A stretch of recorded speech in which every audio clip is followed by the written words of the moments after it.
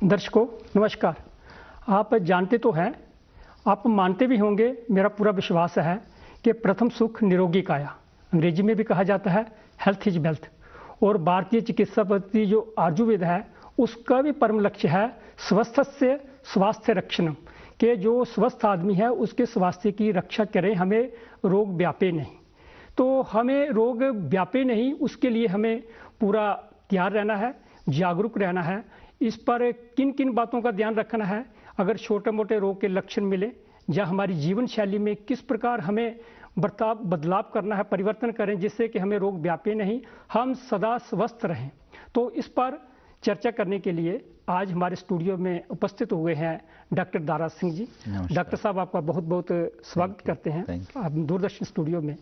Doctor साहब, देखा जाए कि कुछ रोग ऐसे होते हैं जो कि रोगों का कारण बनते हैं, जिनका के आम जन छोटी मोटी, जैसे सिर दर्द हो गया या छोटा मोटा कोई विकार हो गया तो हम उसकी तरफ ध्यान नहीं देते हैं, विकार। ऐसे ही जैसे बीपी है, उच्च रक्तचाप है, और डायबिटीज मधुमेह है, और भी कॉन्स्टिपेशन जिसे कहा जाता है, अपच कहा जाता है, एसिडिटी जिसे अम्लपित्त कहा जाता है। हम इसे रोग नहीं गिनते हैं, कभी जाएंगे तो किसी से भी दवाई लेके खा लेते हैं, जहाँ सोचते हैं चलो ठीक है।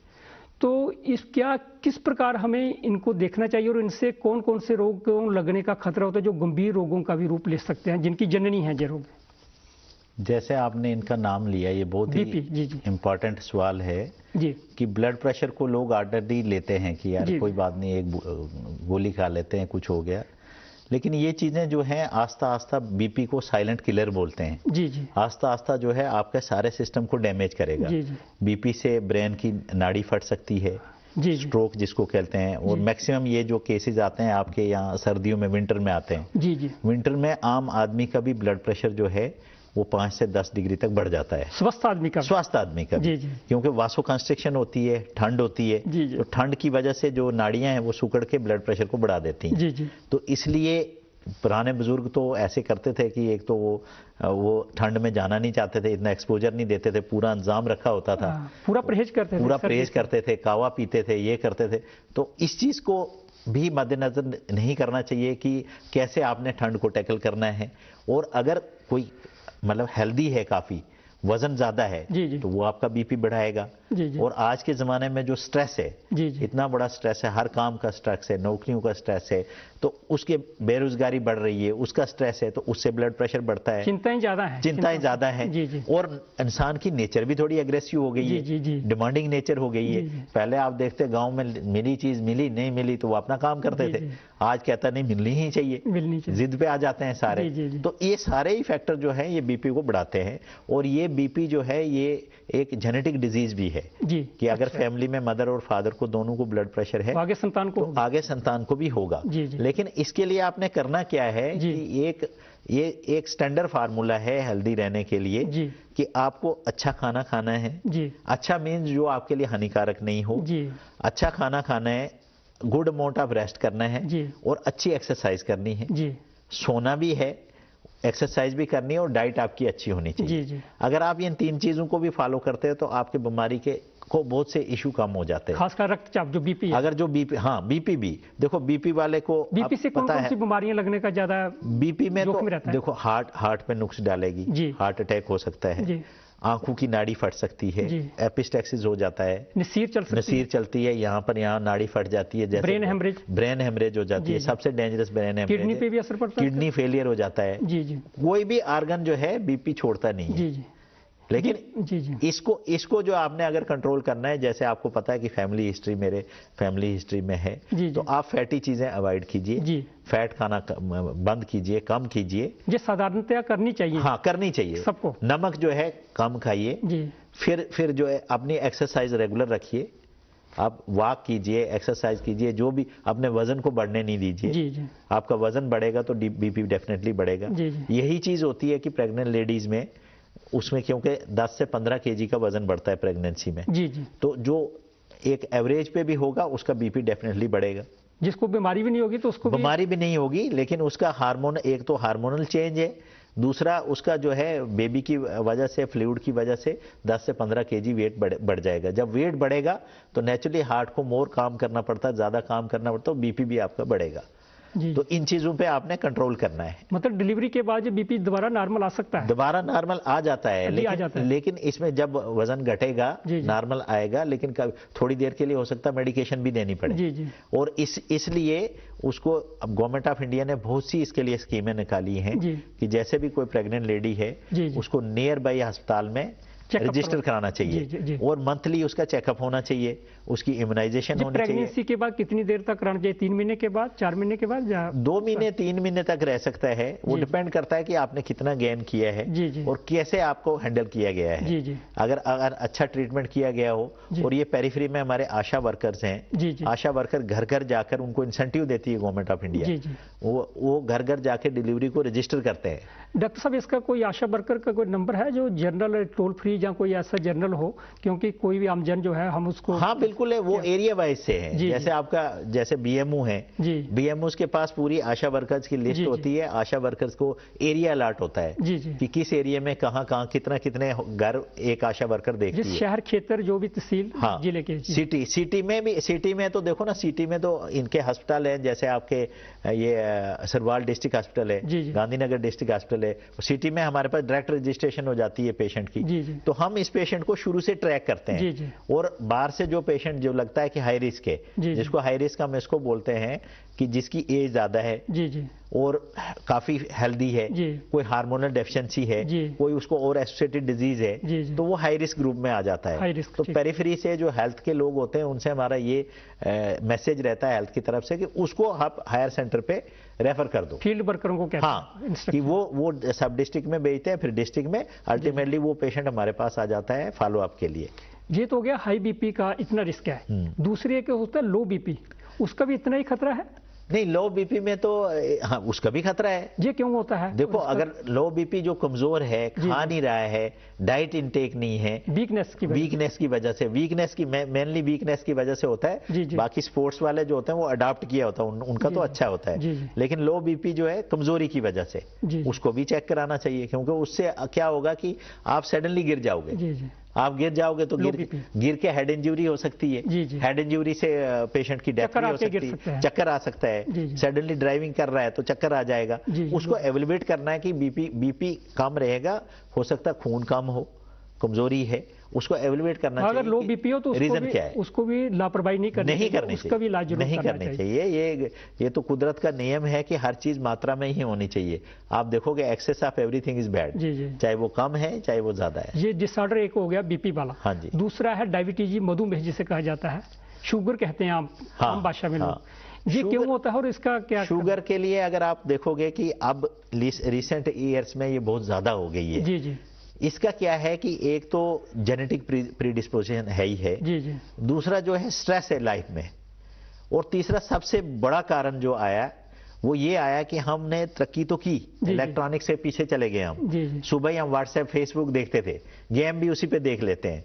तो पहले क्या था कि हम लोग ग्राउंड में थे, शरीर की हरकत नहीं रही। हाँ, हम ग्राउंड पे थे। अब जैसे हम जब पढ़ते थे हम 1 घंटा कबड्डी खेलते थे, 1 घंटा वॉलीबॉल खेलते थे, खो खो खेलते थे। आज के बच्चे को मालूम ही नहीं है, वो अपने उधर ही लगा देगा गेम, वीडियो गेम। तो वो सबसे बड़ा ड्रॉबैक है। वो जो यंगर जनरेशन में ये चीज आ रही है। आप अगर फिजिकल एक्टिविटी को बढ़ाओगे तो ये इसका रोग में कमी रहेगी। डॉक्टर साहब जी क्या? और खान पीन में भी है। अब खान पीन में जो बर्गर, जंक, ये पता नहीं क्या क्या इसमें डाला जाता है, डायबिटीज के कारण। ये डायबिटीज के कारण है। उसके ऊपर फिर स्ट्रेस भी ले लेते हैं हम, हर चीज का स्ट्रेस है। तो ये सारी चीजें मिलाकर हमें जो है इस रोग की तरफ भी ले जा रही है। डॉक्टर साहब, बहुत से लोगों को मिठाइयाँ बहुत पसंद है, स्वादिष्ट भी होती हैं। हाँ। तो क्या मीठा ज्यादा खाना भी मधुमेह का कारण है? बिल्कुल कारण है, बिल्कुल कारण है। उसमें यह है कि जब आप नॉर्मल लेवल पे, हम जो है 70 से 110 नॉर्मल लेवल लेते हैं। आप रोज की एक्टिविटीज करते हैं, आपका नॉर्मल लेवल लेता है। लेकिन जब आपने शुगर ऐड कर दी तो उतना आपकी अंदर जिस्म में इसको जो डाइजेस्ट करता है उतनी वो चीज नहीं है, उसको आपने ओवर बर्डन कर दिया। 2 किलो के लिफाफे में आपने 10 किलो भर दिया, तो वो तो फटना ही फटना है। इसलिए अगर आप मिठाई खाना कोई जुर्म नहीं है, आप खाइए, लेकिन आपको ये पता होना चाहिए कि अगर मैं रूटीन में 4 चक्कर लगाता हूँ एक स्टेडियम के, वॉक मेरी रूटीन में 4 चक्कर है, आज मैंने 1 लड्डू खा लिया है तो आज आपको 8 चक्कर लगाने। एक ही बार 4 लड्डू नहीं खाने। हाँ, वो लड्डू जो है वो आपने वहां पर वापस करना है, वापस करना। ये सारा इनपुट आउटपुट चार्ट है। गिव एंड टेक है, आपने जितना लिया है उसको रिटर्न कीजिए, आप खाइए आराम से। ये भी, लेकिन लड्डू खा के सोना नहीं। जी जी, वो सो गए तो वो फिर आपकी डायबिटीज डिसऑर्डर, ऐसे एसिडिटी बहुत लोगों को शिकायत रहती है, आम जन को, आजकल छोटे छोटे बच्चों को भी है, बूढ़ों को तो एसिडिटी का तो मेन ये है कि एक तो आपका जो डाइटरी हैबिट्स हैं, जी जी, डाइटरी हैबिट्स में स्पाइसी जो है, स्पाइसी मिर्च मसाला तली हुई चीजें, पूड़ी हलवा, इनसे एसिडिटी होती है। जी, और इसकी भी जेनेटिक प्रीडिस्पोजिशन होती है, किसी ब्लड ग्रुप में किसी फैमिली में चल रहा होता है। और एग्जाम के दिन बच्चों में स्ट्रेस बड़ा हो जाता है, स्ट्रेस इंड्यूस्ड है ये। और एक और बड़ी चीज है कि आजकल लोग जो हैं, बच्चे जो है रात को लेट जागते हैं, वो गलत है। आप देखें कि आप पुराने जमाने में के लोग जो थे वो खाना खा के 6-7 बजे तक उनका डिनर होके सो जाते थे। रात अगर आप ज्यादा देर जागेंगे तो आपका पेट खाली हो जाता है, एसिड ज्यादा सिक्रीट होता है, वो एसिड डायरेक्ट म्यूकोजा पे लगता है, डॉक्टर साहब उसकी वजह से गैस्ट्राइटिस। अगर समय रहते इसका इलाज ना किया जाए एसिडिटी का, इससे भी कुछ गंभीर बीमारियों का, बहुत सी डेंजरस बीमारियां हो जाती है इससे। कई बार हमने परफोरेशन हो जाती है, इंटेस्टाइनल परफोरेशन हो जाती है, जी जी, एसिड से परफोरेशन हो जाएगी और फट जाती है, फट जाती है, हाँ फट जाती है, जी जी, स्वीयर पेन है, स्वीयर पेन हो जाती है, अल्सर जैसे वोमिटिंग होती है, अल्सर हो जाते हैं, अल्सर लेटर स्टेज में ब्रस्ट भी कर सकता है, तो बहुत सी कॉम्प्लिकेशन इससे हो सकती है। डॉक्टर साहब एक और बहुत सामान्य जो है डिसऑर्डर रहता है, कॉन्स्टिपेशन जिसे कहा जाता है, कब्ज कहा जाता है, मलबद्धता, कोष्ठबद्धता, तो इसके बारे में थोड़ा सा बता दीजिए। कब्जी का तो मोस्टली डाइटरी रेगुलेटेड है। जी जी, आप आज के दौर में आप देखो कि अगर आप सलाद खा रहे हैं तो आप सारे छिलके निकाल देते हैं उसके, तो उसका छिलका नहीं निकालना चाहिए। आप अगर खीरा खा रहे हो उसको अच्छी तरह से धो लो, एप्पल खा रहे हो एप्पल को धो लो, और वो जो बाहर वाला चीज है उसी में न्यूट्रिशन भी है, और वो अंदर वो जो है एज ए लेग्जेटिव काम करता है। वो कभी भी कब्ज उस बंदे को नहीं होगी जो ऐसे खाता है और प्लंटी या पानी पीता है। पानी नहीं पीते हैं लोग। डॉक्टर साहब एक और मोटा अनाज जो है, गेहूं आ गया, मक्की आ गई, इसको भी हमने ऊपर से छिलका उतार के वो अंदर से, हाँ तो फाइबर नहीं ना रहता है, फाइबर नहीं रहता है। आप जैसे देखो इसबगोल आप पीते हो, इसबगोल में जब आप पानी पीते हो तो इसबगोल अंदर फूल जाता है, तो कॉन्स्टिपेशन नहीं रहती है। तो ये फाइबर का पार्ट हमने खुद ही हटा दिया है। कुछ मशीनों ने सुपर बासमती या सुपर चीजें बना ली हैं, पैक करके उनको दवाई लगा के चमका दी होती है, तो वो ये डाइटरी रेगुलेटेड है। आप अच्छी नेचुरल चीज लो, ऑर्गेनिक चीज लो, ऑर्गेनिक सब्जियां लो। हरी सब्जी कोई खाता नहीं है, सबको वो चाहिए, बर्गर चाहिए, वो चाहिए, जंक फूड चाहिए। आप हरी सब्जी लो, दूध लो, मिल्क लैक्सेटिव होता है, जी, और अच्छी अपनी रूटीन रखो, खाने की, सोने की, डाइट की। लगातार रहेगी, इससे भी कई बीमारियों का जन्म हो सकता है। बहुत सी जन्म, इसमें तो सबसे बड़ी की हेडेक रहती है, जी जी, टेंशन रहती है, इरिटेबल रहता है बंदा। जी जी, नेचुरली जो उसका एक्सक्रीट करना था उसने वो लेके चल रहा है, जी, तो सारी गैसेस जो है बन रही है। डॉक्टर साहब गैस्ट्राइटिस होता है इससे। आप मॉडर्न मेडिकल साइंस के एक्सपर्ट हैं, एलोपैथी के ज्ञाता है, लेकिन जो आपने डिसऑर्डर बताए, इनमें जो आयुर्वेद हमारी भारतीय चिकित्सा पद्धति है, क्या वो भी इसके लिए महत्वपूर्ण है? बहुत महत्वपूर्ण है वो। जी। देखो वो सबसे पहले आपके रूटीन को सेट करती है। जी जी, वो आपको कह रही है कि आप जल्दी जीवन शैली, दिनचर्या, हाँ आप जल्दी सो जाइए, आप टाइम का खाना खाइए, आप रेगुलर एक्सरसाइज करिए, तो उसी पे तो हम भी बेस्ड है। जी जी, हमारा ये है कि हम थोड़ा सा सर्जरी में एडवांस है। जी जी जी, सर्जरी में लेटेस्ट टेक्नोलॉजी में हमारी साइंस ज्यादा एडवांस है। आयुर्वेद की जो पद्धति है उसको भी अगर हम अपनाएं तो काफी हद तक हमें रिलीफ मिल सकता है, क्योंकि वो हमारी लाइफ को डिसिप्लिन करता है। जी जी जी, और इसीलिए तो अब जो लेटेस्ट ट्रीटमेंट का मेथोडोलॉजी है वो होलिस्टिक अप्रोच है। डॉक्टर साहब आप हमारे स्टूडियो में आए, अपना कीमती समय दिया, बहुत ही अच्छी जानकारी दी, और हमें पूरी आशा के लाभ, हमारे दर्शकों को बहुत लाभ होगा। तो दर्शकों आप भी अपनाएं, जीवन शैली को सही रखें, और जो डॉक्टर साहब ने बातें बताई हैं इन पे जरूर अमल करें अगर स्वस्थ रहना चाहते हैं। आपका बहुत बहुत धन्यवाद।